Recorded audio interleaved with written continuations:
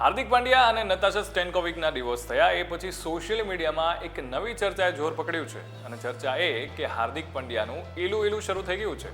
ક્યાં, કેવી રીતે, જાણીએ આ વિડીયોમાં.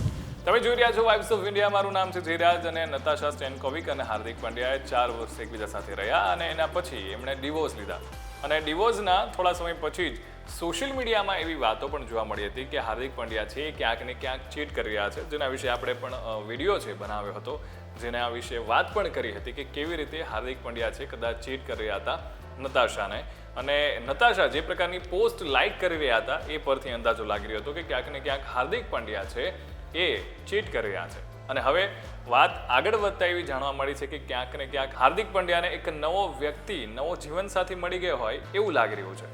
અને એ નવું વ્યક્તિ એટલે જાસ્મીન વાલિયા, જે એમના વિશે જો વાત કરવામાં આવે તો એ બ્રિટિશના સિંગર છે અને એ સિવાય એ ટીવી એક્ટ્રેસ છે અને ઘણા બધા અલગ અલગ પ્લેટફોર્મ પર એ કામ કરી રહ્યા છે.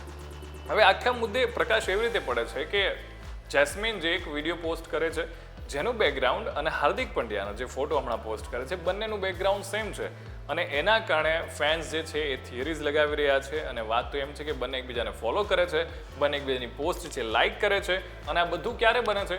થોડા સમય પછી જ, એટલે કે ડિવોર્સ થઈ ગયા પછી જ આ વધારે ચર્ચાએ જોર પકડ્યું છે.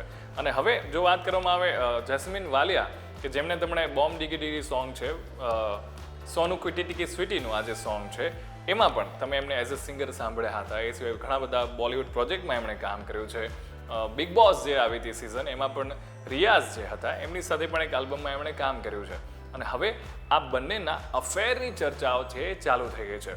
તો તમારું આ મુદ્દે શું કહેવું છે? કોમેન્ટ કરીને અમને ચોક્કસથી જણાવજો. Keep watching vibes of India.